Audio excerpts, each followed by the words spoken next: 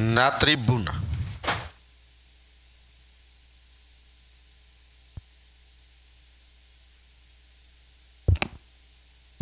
Senhor presidente e demais colegas vereadores, eu quero de novo aqui falar sobre feijão com arroz, que a gente já falou semana passada, né? Sobre algumas situações. A Mário Lopes continua igual.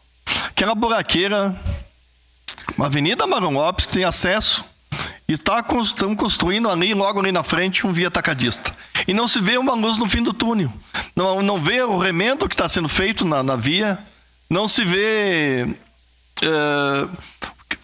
o via atacadista vai aumentar bastante o fluxo de veículos naquela região. A gente não vê o que vai ser feito também, qual é a estrutura viária que vai ser beneficiada aquela população.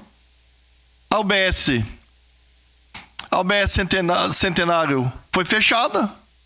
Depois que nós usamos a tribuna aqui, foi a Cruz Vermelha lá atender, né? Foi a Cruz Vermelha, parabéns para o Executivo por ter conseguido isso. Foi um grande passo, porque senão as pessoas estavam usando ali no Fátima Baixa.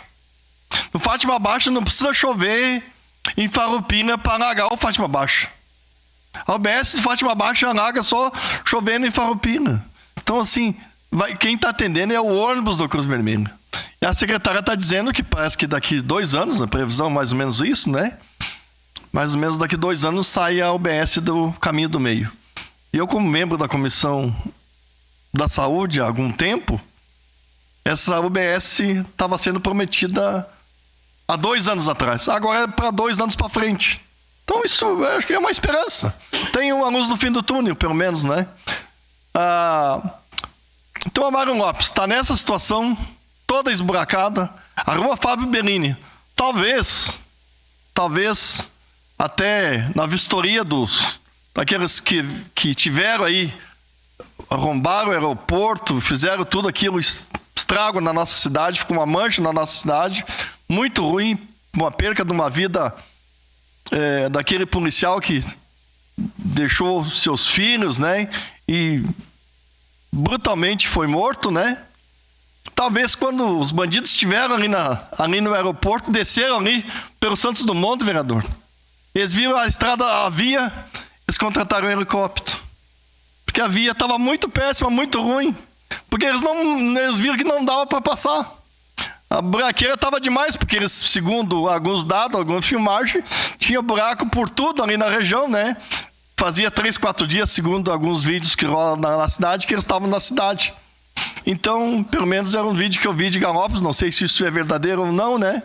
Mas vejo que isso beneficiou eles, porque não pode, o aparato que teve da polícia depois, não pegaram ninguém em Caxias, pegaram fora, né? Só pode ter saído de avião, de helicóptero, de alguma forma da nossa cidade.